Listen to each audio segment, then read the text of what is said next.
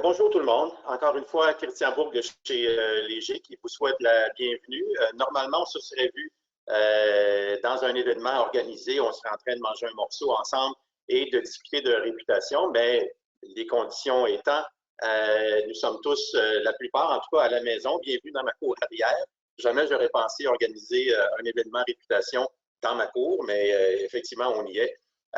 Ce sont effectivement des circonstances assez extraordinaires ce matin. Et depuis les derniers jours, d'ailleurs, au Québec, on n'a jamais vécu depuis un peu de notre vivant. Et à tous les jours, on s'adapte à ces nouvelles conditions, on le fait tous. Et merci d'être là, d'avoir pris le temps quand même, dans ces conditions-là, d'être présent à notre présentation des résultats réputation 2020. Ce qu'on va faire aujourd'hui, en fait, c'est vous passer à travers, dans un premier temps, des principaux résultats de l'étude de réputation en tant que telle. Dans un deuxième temps, ma collègue Isabelle va vous adresser la parole, étant donné que le principal levier qui affecte la réputation d'une entreprise, c'est la qualité des services et des produits qu'elle offre. Elle vous parlera plus particulièrement de l'impact de la qualité sur la réputation dans un deuxième temps. Durant le webinaire, vous avez automatiquement été mis en mode silencieux. Au nombre que vous êtes, on va être près d'une centaine, donc si le son de tout le monde était activé, ça deviendrait rapidement le chaos. Donc, vous êtes en mode silencieux, mais vous pouvez quand même poser des questions. Vous voyez, il y a une boîte de clavardage en bas à droite de votre écran. N'hésitez pas au fur et à mesure de la présentation d'y mettre vos questions. Il y a quelqu'un, nous, de chez Léger, qui va les lire attentivement. Puis à la fin, ça va vous permettre d'interagir ensemble. Donc, pour Isabelle ou moi, de répondre à vos questions. N'hésitez surtout pas. Aussi, à travers la présentation, donc, il n'y aura pas moyen d'intervenir vocalement. Méfiez-vous à cette boîte de clavardage et quelqu'un va y porter une attention particulière tout au long de la présentation. Ce qui est intéressant, c'est qu'au début, quand on regardait les résultats de l'étude de cette année, étude que l'on fait d'ailleurs depuis 1994 chez Léger, il y a un court vidéo de présentation qu'on a vu et qu'on s'est dit que ce serait une belle introduction à notre présentation de ce matin. Et ça, c'était avant les événements qui se sont déroulés depuis les dernières semaines. Et cette courte vidéo-là va être encore plus d'actualité qu'elle ne l'était à ce moment-là, justement à cause des événements récents.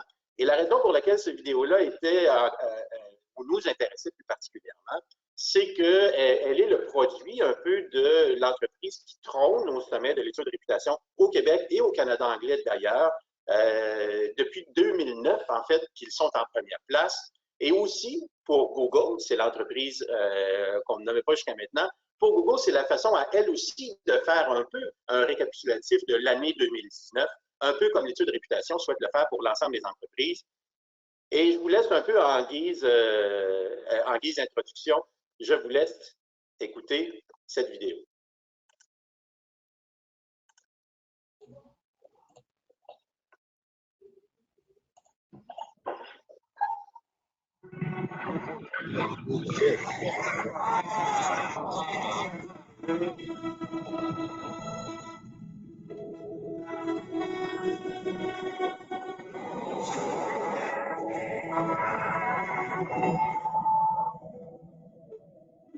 Coast Guard heroes arriving in the Abaco Islands. 5 young boys created rescue trampoline. We have seen what we thought was unseeable.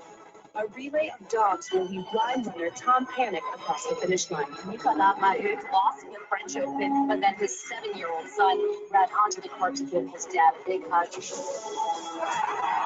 Sister, heroes for many little girls out there. I don't think my amazing mom, she's my hero.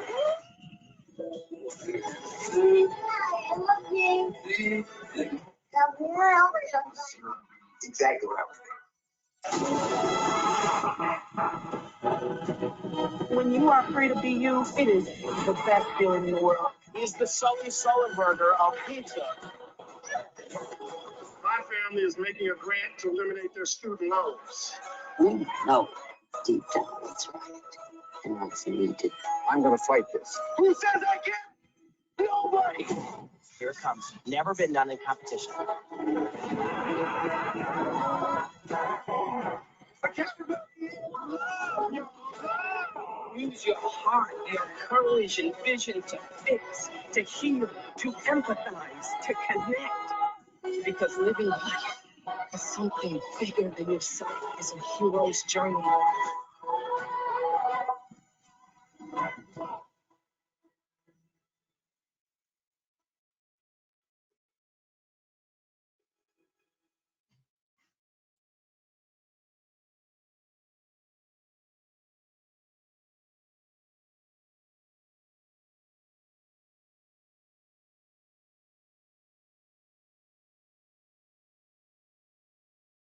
Bon, on ne peut pas dire que la diffusion est parfaite avec le nombre de personnes qui sont sur le webinaire, mais quand même, ça vous donne un peu la saveur que Google voulait mettre dans sa vidéo de fin d'année 2019 en parlant de nos héros et de notre recherche de héros dans la vie. Et on peut dire qu'en ces moments plutôt exceptionnels, que cette recherche de héros-là est tirée d'actualité aussi. Une des raisons d'ailleurs pour laquelle on vous montrait la vidéo, c'est que Google, effectivement, depuis 2009, trône au sommet de notre étude de réputation. On l'a souvent dit, pour bien des Québécois, bien des Canadiens, Google, c'est essentiellement le meilleur service gratuit qui existe dans leur vie. Et voyons donc, en regardant notre palmarès 2020, si encore une fois, c'est une année exceptionnelle pour Google, mais c'est certainement l'année exceptionnelle pour bien des entreprises que vous allez voir maintenant. Et on va défiler un peu le roulement de tambour, c'est un peu la tradition. On va défiler le top 10 des entreprises les plus admirées au Québec. Vous savez, l'étude de réputation et le palmarès que vous voyez dans les affaires, qu'on va vous faire parvenir d'ailleurs à la fin de la présentation aussi. Ce palmarès-là est basé sur le résultat à une seule question qui est toute simple. Avez-vous une bonne, une mauvaise opinion? Vous ne connaissez pas assez d'entreprises pour former une opinion ou vous ne connaissez pas du tout cette entreprise. Et le résultat que vous voyez, le score de réputation des entreprises, c'est tout simplement le pourcentage de bonne opinion moins le pourcentage de mauvaise opinion, ce qui lui donne un score global. Donc, en 10e place de notre palmarès de réputation apparaît Dollarama. Depuis plusieurs années maintenant, Dollarama est soit dans le top 10 ou tout près du top 10 des entreprises les plus admirées. Pour nous, c'est un peu un des exemples ou un exemple d'une entreprise qui, effectivement, rencontre la promesse client à tous les jours. Donc, ce qu'on promet, ce sont des produits à faible prix et c'est ce que Dollarama livre. Et les Québécois lui rendent bien en la mettant donc en 10e place des entreprises les plus admirées au Québec. En 9e place apparaît Sony. Sony est tout près du top 10 depuis plusieurs années maintenant. C'est un peu comme, elle est perçue comme une entreprise solide, encore une fois, qui rencontre sa promesse client de livrer des produits électroniques de qualité et durable. Et encore une fois, c'est un peu parmi ces grandes entreprises qui semblent plus ou moins là, immuables dans le palmarès des entreprises les plus admirées. En 8e place, le Cirque du Soleil. On a souvent vu le Cirque du Soleil apparaître dans les 2-3 premières places du palmarès, et ce, depuis le début des années 2000. Cependant, au cours des dernières années, différents événements, bon, l'entreprise a été vendue à une entreprise chinoise qui nécessairement a eu un effet un peu de ressac au Québec en termes de réputation, mais quand même, le Cirque du Soleil réussit à se maintenir dans le top 10 des entreprises les plus admirées. En 7e place, Microsoft. Encore une fois, il y a tellement d'utilisateurs de produits Microsoft au Québec. C'est une marque que l'on voit, avec laquelle on interagit au quotidien.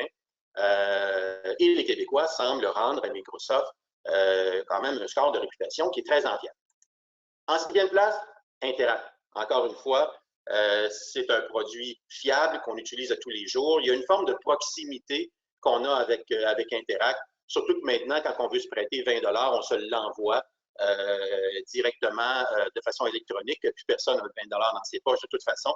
Et donc, cette relation qu'on a au quotidien avec Interact lui permet maintenant d'apparaître dans le top 10 des entreprises les plus admirées. Il y a 2 ou il y a 3 ans, ce n'était pas le cas. C'est relativement nouveau pour Interact d'avoir des scores aussi impressionnants en termes de réputation. En 5e place, Radio-Canada. Radio-Canada apparaît dans le top 20 des entreprises les plus admirées depuis plusieurs années maintenant. Il y a quelque chose de différent. Si Radio-Canada apparaît dans le top 10 au Québec depuis maintenant quelques années, ce n'est pas le cas dans le reste du Canada. Il y a un attachement particulier des Québécois envers Radio-Canada, même si, encore une fois, les codes d'écoute de TVA lui sont supérieurs. C'est que Radio-Canada a été un des vecteurs de la Révolution tranquille dans les années 50 et 60.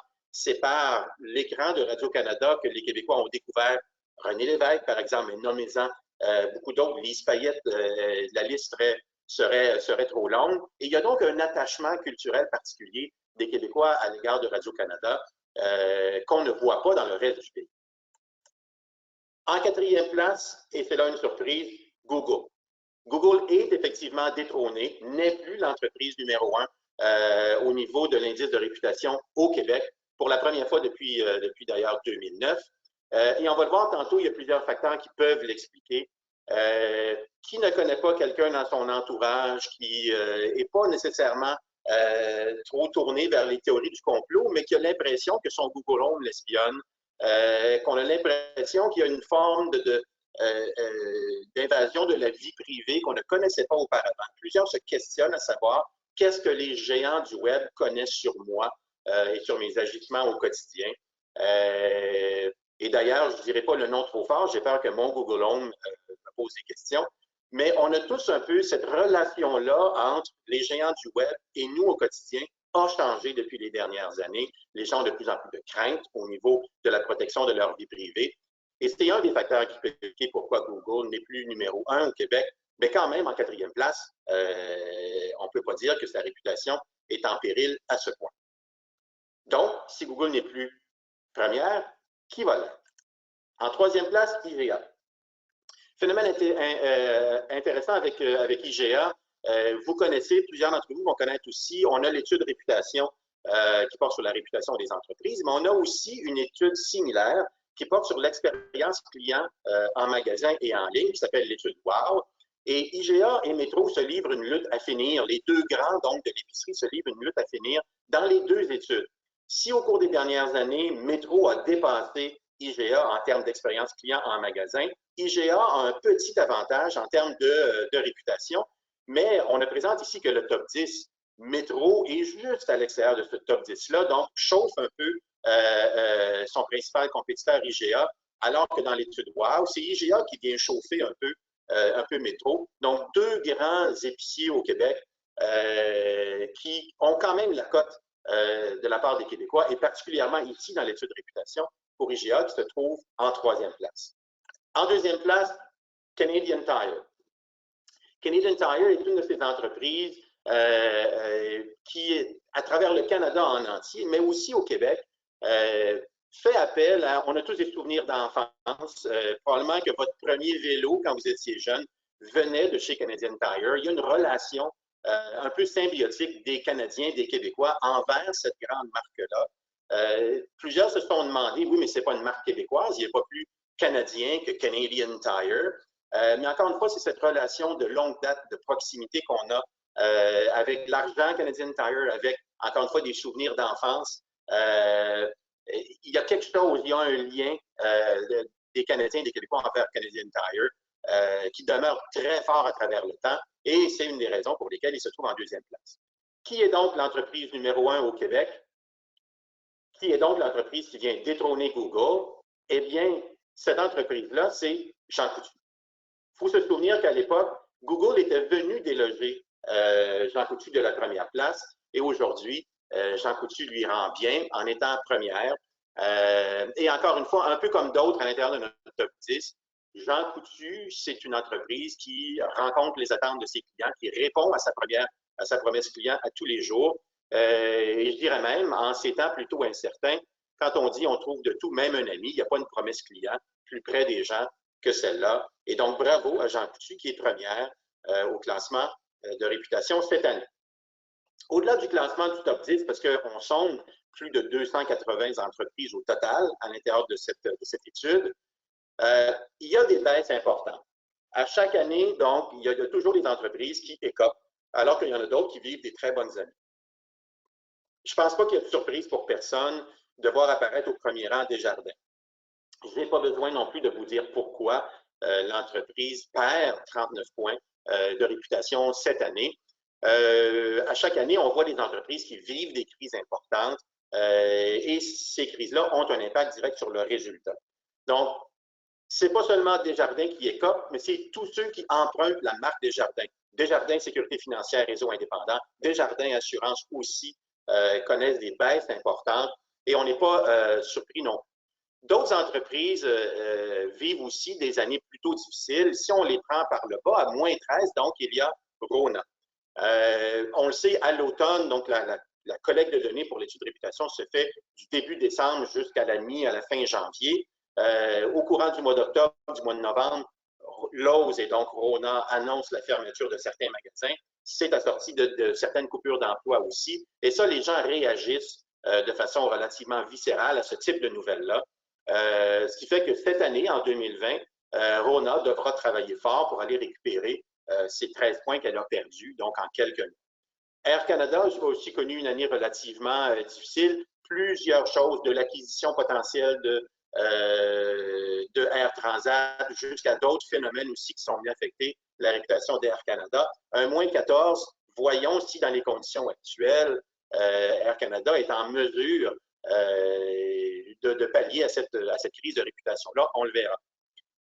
Chez Saputo, la même semaine où nous étions en collecte de données pour mesurer la réputation de Saputo, eh bien, il y a eu le reportage de la série Enquête où il y a eu des allégations directes à l'égard du fondateur de Saputo, M. Lino Saputo, à l'intérieur de reportage donc, de la série Enquête. C'est venu plomber le résultat de cette entreprise-là directement. SNC-Lavalin, encore une fois, on se souvient des événements du printemps dernier, à Ottawa principalement. Il n'y a pas une journée où SNC-Lavalin n'était pas dans l'actualité au Canada et au Québec, et donc ça donne un moins 15. Pour ce qui est Boeing, on se souvient d'ailleurs du 737 MAX et des écrasements de ces avions-là qui mènent effectivement au moins 27. Le président, M. Cormier, le président de Desjardins, a dit il n'y a pas si longtemps, la crise nous a coûté 108 millions. J'aurais tendance à dire, elle vous a coûté pire que ça, elle vous a coûté 39 points de réputation. Il faut se souvenir qu'il y a 4 ans, Volkswagen connaissait une crise à son tour. Il y a eu une baisse de réputation de Volkswagen de 55 points à l'époque. Et à ce jour, 4 ans après, avec les résultats qu'on voit aujourd'hui, Volkswagen n'a toujours pas retrouvé son score de réputation d'avant la crise. Et donc, fort est à parier que dans 2-3 ans encore, Desjardins va se battre pour récupérer ses points de réputation qu'elle a perdus avec la crise de cette année. Mais il y a aussi des hausses. Je ne vous vois pas, mais je suis sûr qu'il y en a qui sourient en ce moment. La hausse la plus importante est donc celle de la SQDC. Peut-être pas surprenant, on se souvient l'année passée, la mesure était à la fin de l'an 1 d'existence de la SQDC. Il y avait eu plusieurs difficultés dans les premiers mois d'existence de la société d'État, des problèmes d'approvisionnement, des problèmes de fermeture de magasins sur de longues périodes sur la semaine, donc un peu des ratés au niveau de l'approvisionnement en stock. Vous connaissez un peu le contexte. Donc cette année, la SQDC rebondit avec un plus 19. En deuxième place, la SAQ.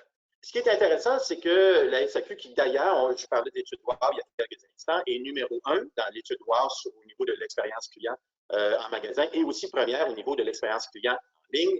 SAQ avait perdu des points l'année dernière, essentiellement parce que la collecte de données s'était réalisée quelques semaines après un conflit de travail.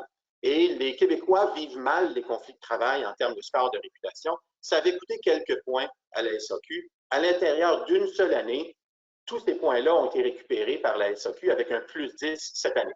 Post Canada, qui avait vécu aussi un conflit de travail l'année dernière avec un plus 9, a aussi été recouvré. L'ensemble des points de réputation perdus.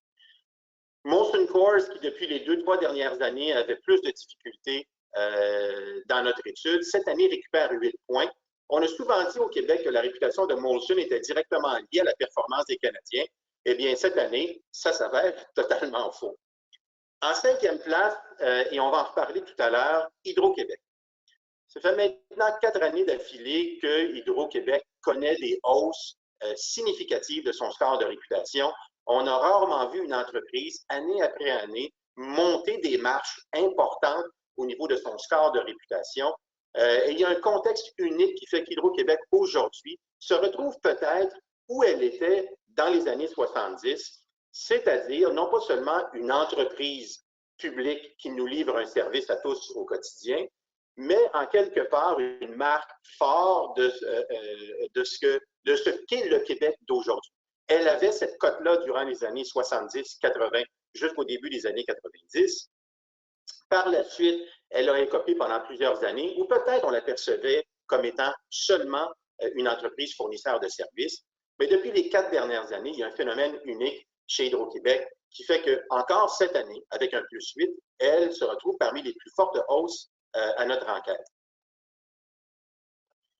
Je voulais aussi vous présenter côte à côte le top 10 des entreprises les plus admirées au Québec, que vous voyez à gauche de votre écran, et aussi les entreprises les plus admirées au Canada, que vous retrouvez à la droite. Bon, il y a des choses qui nous sautent aux yeux rapidement. Ce sont les ressemblances, en premier lieu. Si Jean Coutu est premier, commerce de proximité, qui est là depuis longue date, qui est partout au Québec, qui a un réseau de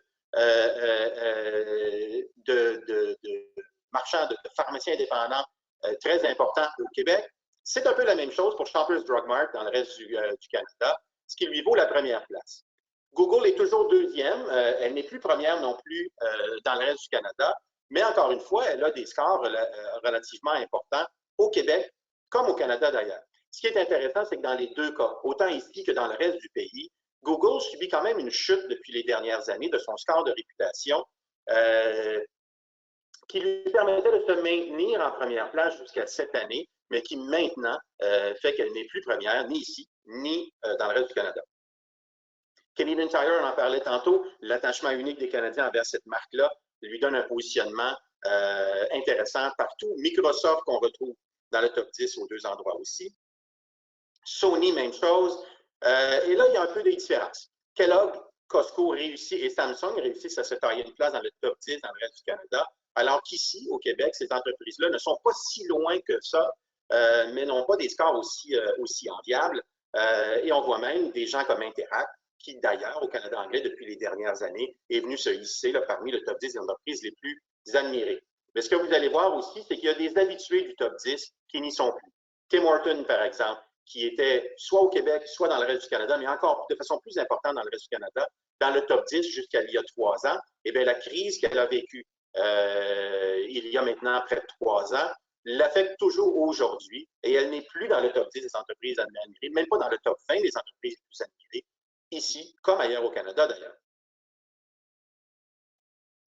Un autre élément qu'on a ajouté à l'étude de réputation depuis 2 ans maintenant, c'est la réputation employeur, la mesure de la marque employeur. La raison pour laquelle on le fait, bien, on connaît tous un peu le contexte dans lequel on se trouve. Chacune des entreprises qui est présente en ce moment au webinaire, d'une façon ou d'une autre, on vit cette pénurie de main-d'œuvre. On veut attirer et garder dans notre entreprise les talents du Québec et d'ailleurs. Et c'est pour nous tous devenu plus difficile de le faire. Et dans ce contexte-là, travailler sur sa marque employeur va devenir et est devenu extrêmement important. C'est d'ailleurs un des vecteurs de la croissance des entreprises d'ici, c'est sa capacité en tant que marque employeur d'attirer et de garder heureux les jeunes talents au sein des entreprises.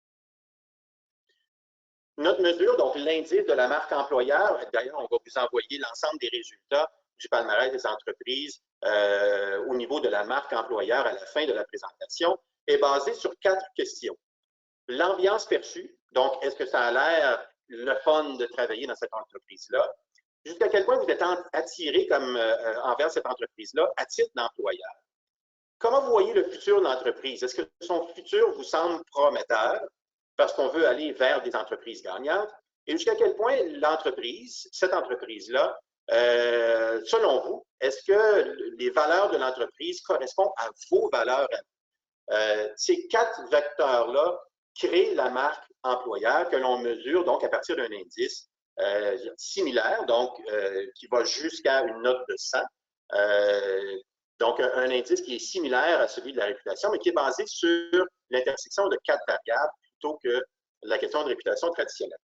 Voici donc en rouge le top 10 des entreprises les plus réputées en tant que marque employeur. Et en gris, vous avez leur rang au niveau de la réputation globale.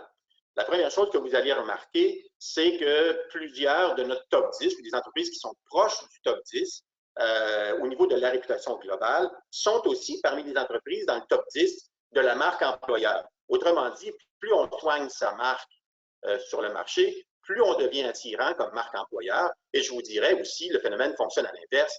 Plus des marques vont travailler leur marque employeur pour être attirant en tant qu'employeur, plus ça aura un impact sur la réputation globale. Donc, la relation entre ces deux phénomènes-là est pas nécessairement, ne va pas seulement dans un sens, mais c'est un peu comme une boucle ou une corrélation qui est en boucle entre les deux. Phénomène intéressant, je dirais qu'il y a un seul, entre guillemets, intrus dans notre top 10 des marques employeurs, et c'est Hydro-Québec. Hydro-Québec est deuxième en tant que marque employeur, alors qu'avec ses bonnes performances des dernières années, elle est toujours 90e au niveau de la réputation globale. Donc, il y a peut-être des phénomènes uniques qui se déroulent chez Hydro-Québec qui peuvent expliquer ce rendement-là qui est important au niveau de la marque employeur. Bon, deux, je pense qu'on a toujours eu en tête que c'était un bon employeur stable qui offrait des bonnes conditions d'emploi, mais cette année, à l'automne particulièrement, elle a mis en place une campagne publicitaire importante au niveau de sa marque employeur pour démontrer que Hydro-Québec, c'était plus que des emplois comme monteur de ligne, par exemple, pour lesquels on la connaît bien, mais c'est toutes sortes d'autres emplois intéressants pour des jeunes talents au Québec. Et cette campagne de publicité-là, entre autres, a pu lui permettre de se hisser au deuxième rang des marques employeurs. Mais au-delà de ça, et c'est un peu notre conclusion, vous vous souvenez, à la réputation, auparavant, on disait toujours, cette année, c'est l'année de. On se garde un petit gêne de dire que c'est l'année d'Hydro-Québec, parce qu'elle est 90e, puis malgré ses bonnes performances des 4 dernières années, on ne peut pas nécessairement dire que c'est l'année d'Hydro-Québec. Sauf qu'il y a bien, à bien des égards, pour nous, on se pose la question à savoir si on ne s'en va pas vers la décennie d'Hydro-Québec.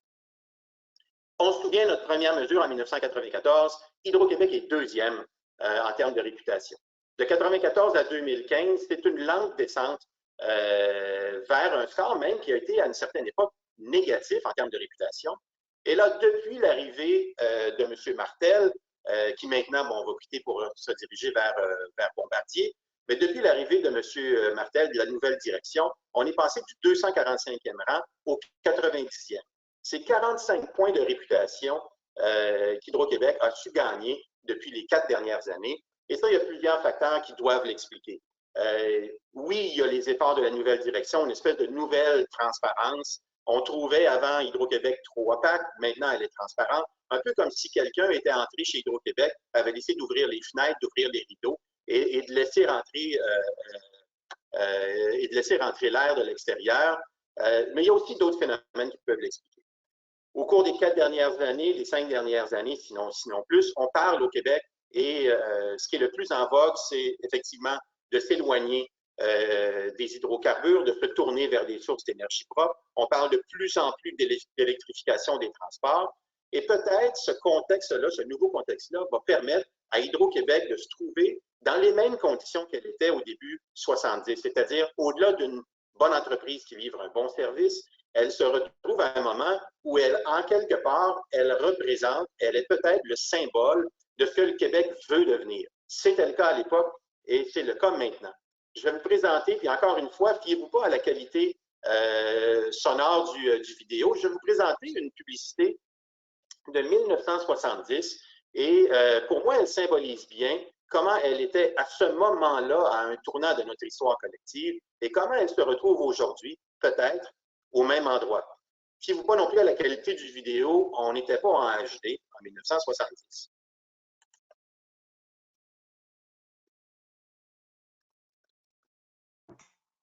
Voici la maison anti-pollution, la maison Neuflec.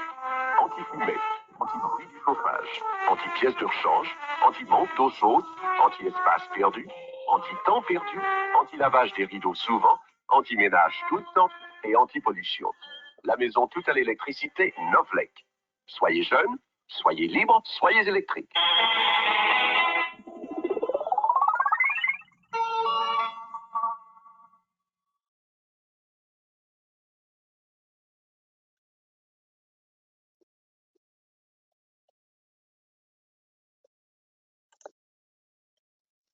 Eh bien, en 1970, on disait chez Hydro-Québec, soyez jeunes, soyez libres, soyez électriques.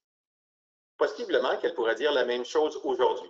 Sur sa nouvelle signature maintenant, qui est une énergie propre à nous, eh bien, on voit que Hydro-Québec est dans la même mouvance, c'est-à-dire être en symbiose avec les valeurs des Québécois à un moment précis de son histoire. Donc, nous verrons dans les années à venir si effectivement Hydro-Québec est sur une lancée importante au niveau de sa réputation d'entreprise. Maintenant, comme je vous le promettais au départ, je vais passer le flambeau à Isabelle Blanchette, qui est notre vice-présidente d'expérience client chez Léger, pour vous parler du lien entre qualité et réputation. Donc, Isabelle, à toi. Merci, Christian. Bonjour tout le monde. Je vais partager à l'instant mon écran. Donc, j'espère que ça se passe bien jusqu'à maintenant, notre déjeuner virtuel. Bien oui, je vais vous parler dans les prochaines minutes du lien qu'il y a entre qualité, réputation, expérience client, mais aussi des difficultés que ça cache. Donc, allons-y au départ par la réputation.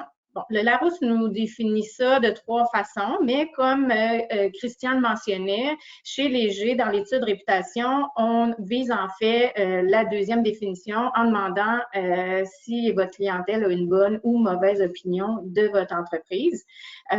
Tout cela au travers de 6 piliers là, de la réputation.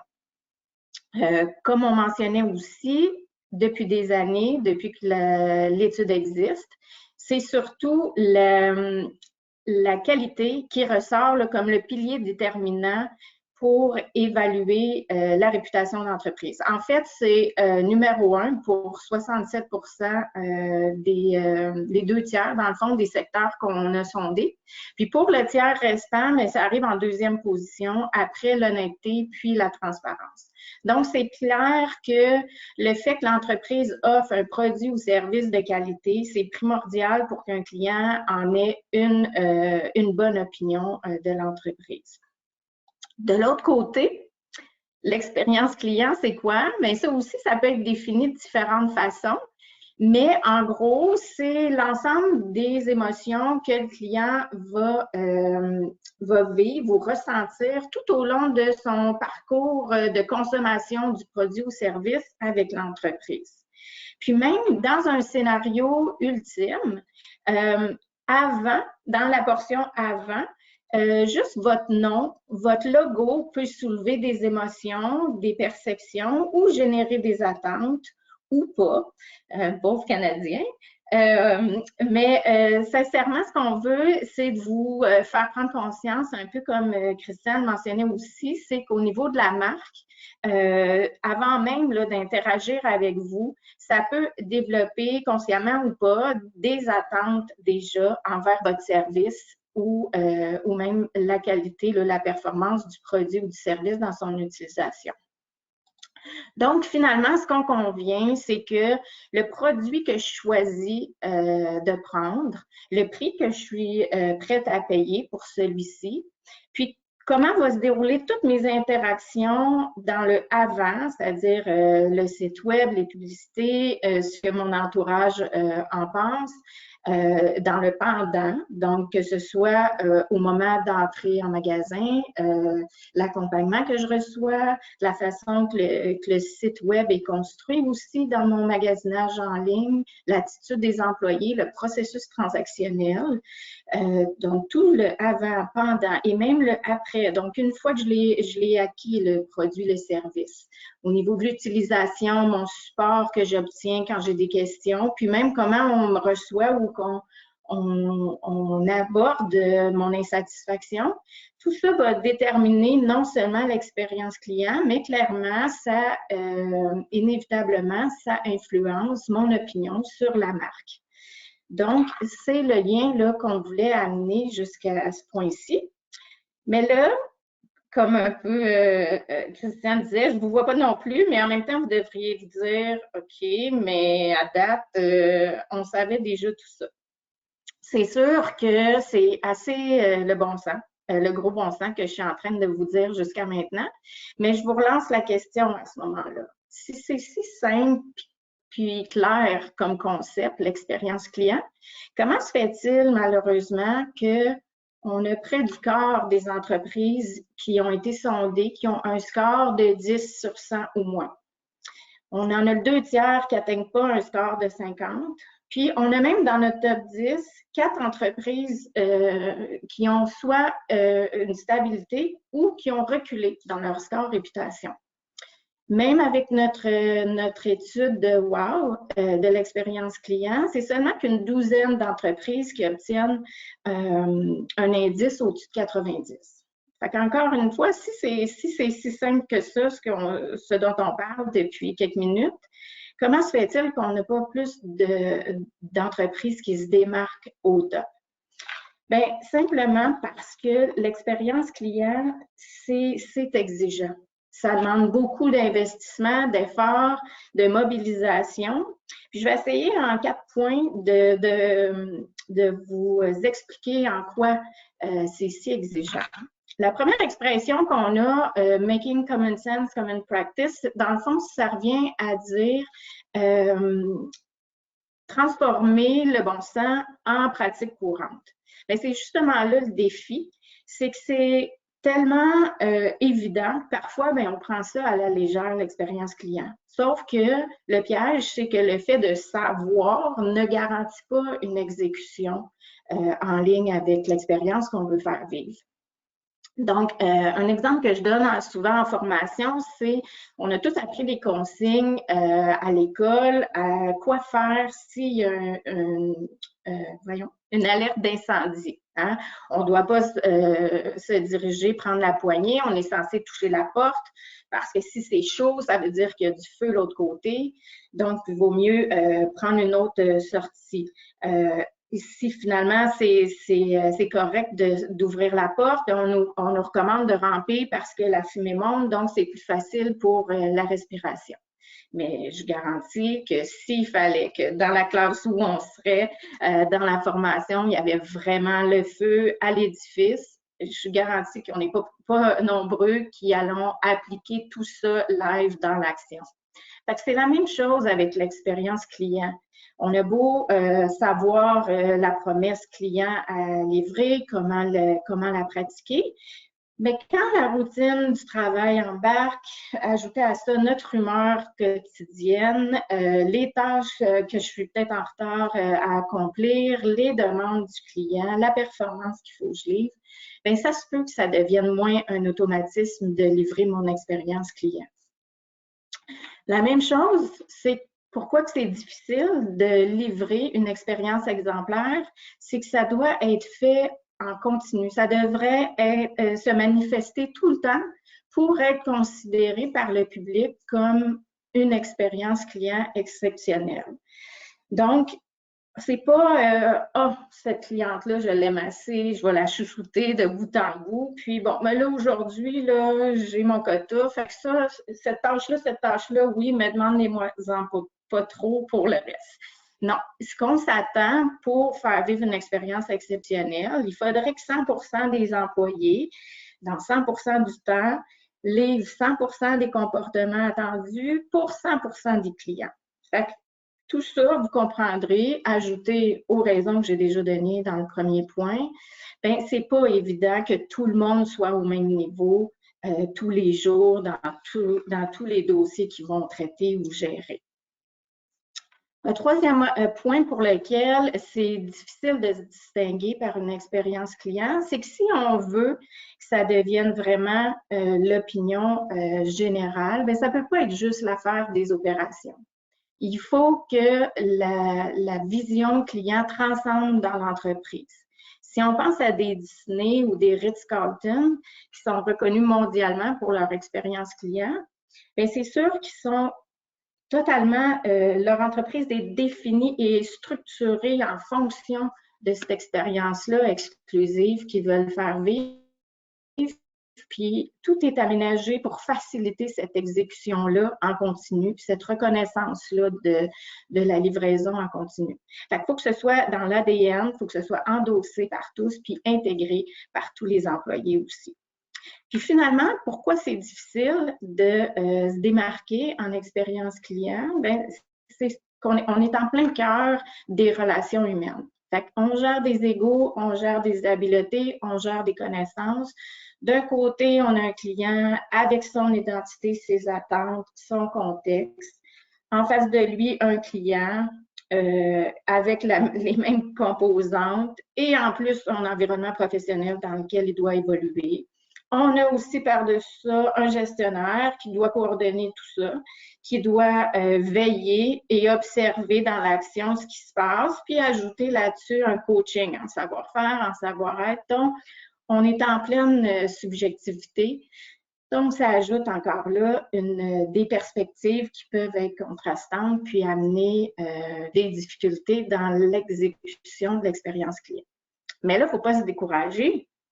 C'est pas parce que on a compris en quoi on explique le fait qu'il y a moins d'entreprises dans le top qu'il faut abandonner puis abdiquer. Parce qu'il reste que l'expérience client, c'est payant, il y a beaucoup de bénéfices à s'y dédier. Donc, dans les prochaines slides, je vais vous partager un extrait d'un article de Blake Morgan, qui est une leader auteure en expérience client. Un article qui est paru dans le Forbes à l'automne dernier, qu'elle a fait parce que c'est souvent difficile justement de démontrer la valeur de l'expérience client versus d'autres initiatives ou investissements qui sont faits dans l'entreprise. Donc, ce qu'elle a fait, c'est qu'elle a compilé 50 statistiques qui prouvent la valeur de l'expérience client comme investissement. Fait que je vais vous en présenter une douzaine. Faites-vous-en pas, il y a beaucoup de choses à lire, mais en fait, on va vous partager les présentations. Du côté revenu, je les ai mis comme en 3 catégories. Du côté revenu, ce qui est intéressant à retenir, c'est que on sait que les clients, qu'ils soient consommateurs ou affaires, ils sont prêts à payer pour vivre une expérience exceptionnelle au niveau de leur service. Et quand ils vivent une expérience exceptionnelle, ils sont aussi aptes pour la presque totalité des clients, ça va se traduire en un nouvel achat. Puis ce nouvel achat-là, ils vont souvent dépenser jusqu'à une fois et demie plus qu'à l'habitude. Donc, clairement, investir dans l'expérience client, ça génère un impact sur les revenus.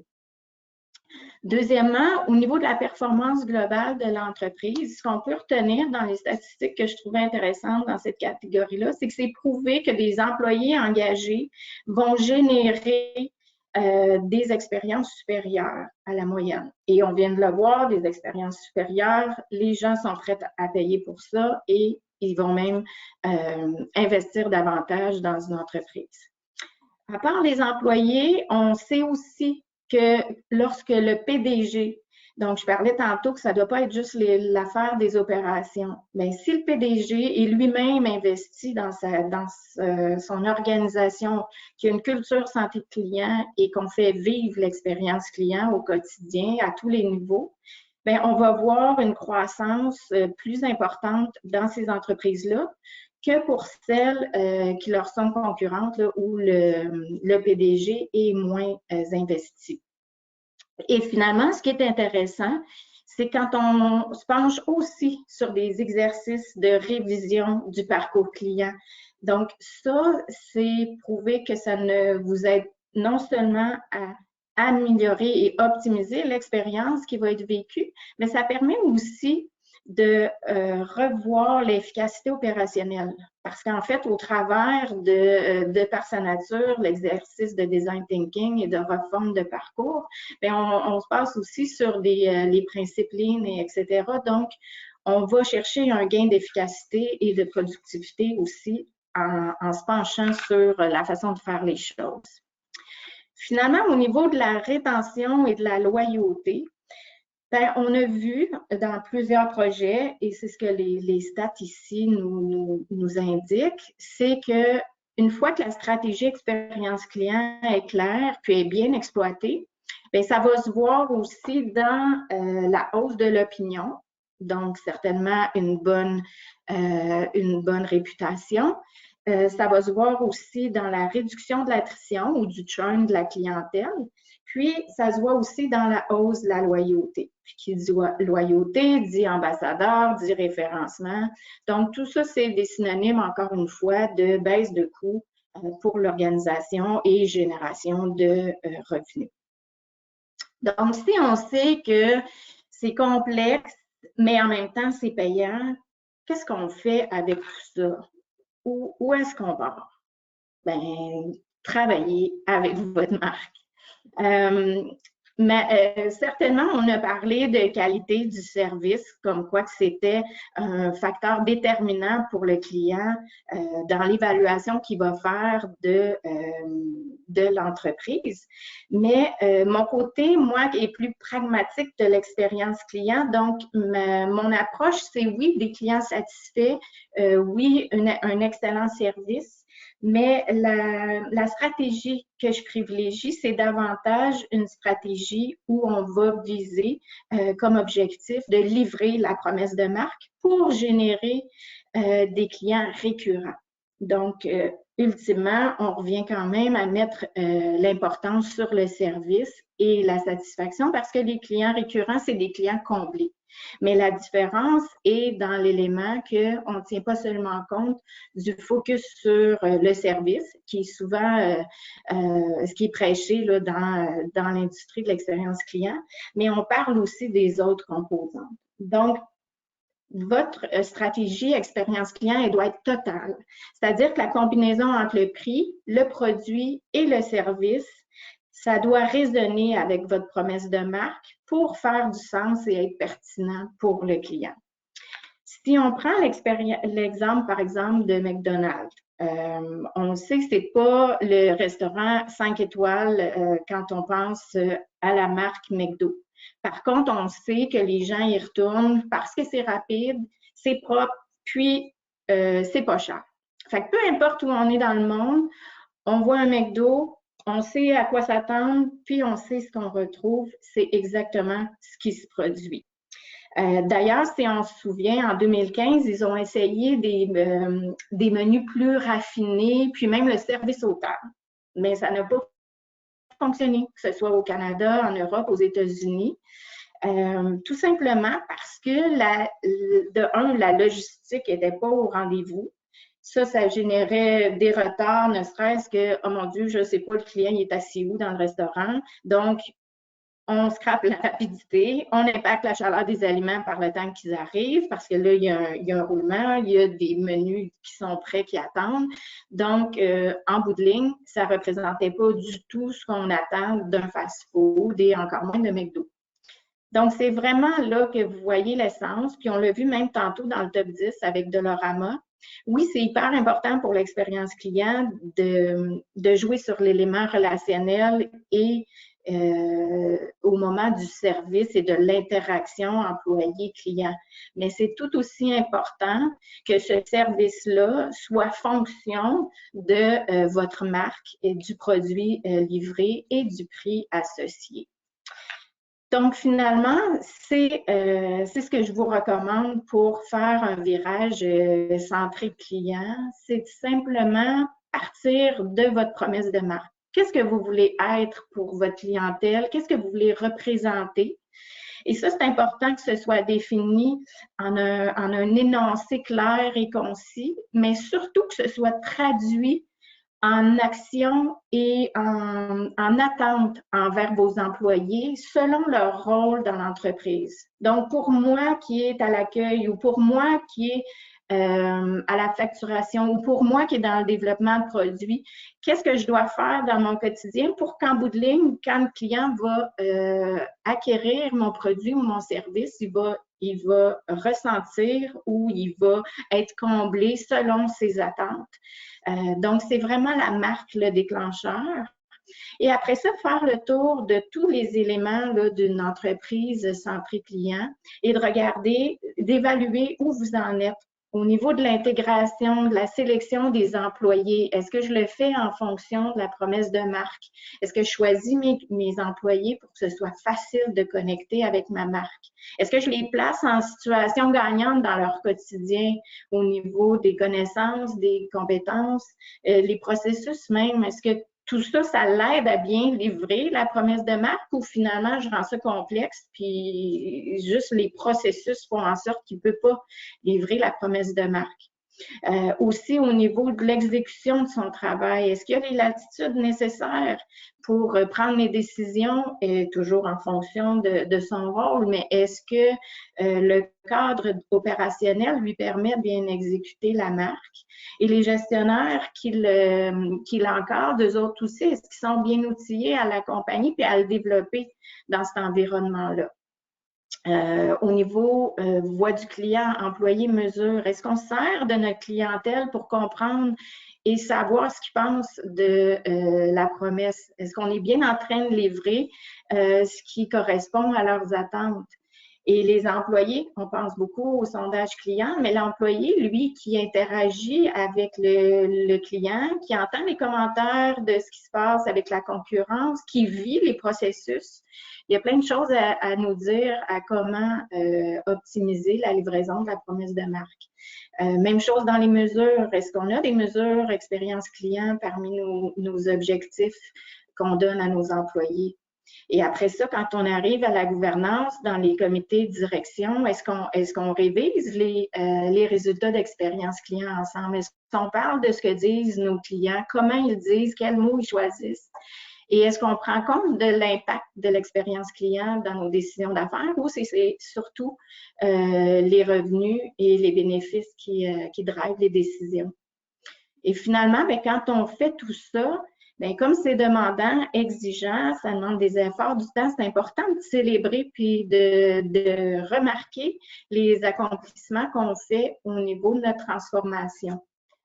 Donc, tout ça ensemble, encore une fois, c'est ce qui rend l'excellence de l'expérience client difficile, mais tout à fait faisable. Il s'agit vraiment de structurer notre promesse de marque au départ, puis ensuite de planifier soigneusement notre plan de match pour y arriver au fil du temps.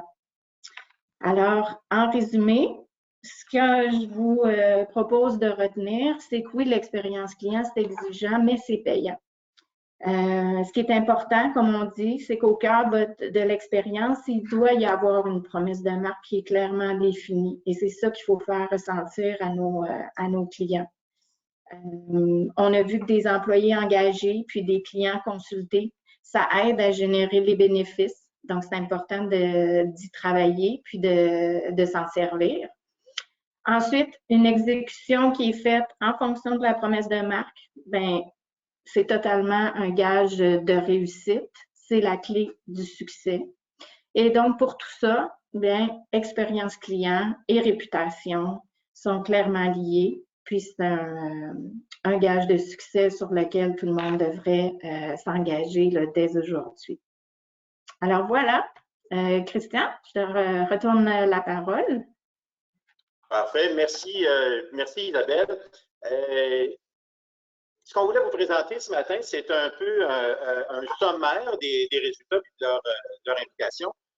Vous allez recevoir en tant que participant ce matin au webinaire, dans les minutes qui viennent, vous allez recevoir un courriel qui va vous donner accès aux documents de la présentation. Deuxièmement, il y aura aussi des hyperliens à l'intérieur du courriel vers le palmarès de la marque employeur, le palmarès global au niveau de la réputation des entreprises. Vous allez aussi avoir un hyperlien qui va vous mener vers les articles publiés dans les affaires sur l'étude de réputation de cette année. Donc, le maximum de documentation qu'on peut vous fournir aujourd'hui va vous être envoyé à l'intérieur de ce courriel-là. Donc, portez attention à votre boîte de courriel dans les minutes qui viennent pour la réception de l'ensemble de l'information. On a parlé des entreprises dans le top 10, mais dans quelques minutes, vous allez pouvoir voir où vous vous trouvez en tant qu'entreprise dans ce palmarès de réputation de l'année 2020. Ça nous laisse peu de temps pour des questions, mais on va y répondre par courriel pour ceux qui ont laissé des questions donc dans la boîte de clavardage. Sinon, au nom d'Isabelle, de moi-même, au nom de Léger aussi, je vous remercie d'avoir été là ce matin, d'avoir pris le temps, encore une fois, dans des circonstances qui sont assez exceptionnelles. Je vous souhaite une bonne journée et restez en sécurité. Merci, au revoir. Bonjour.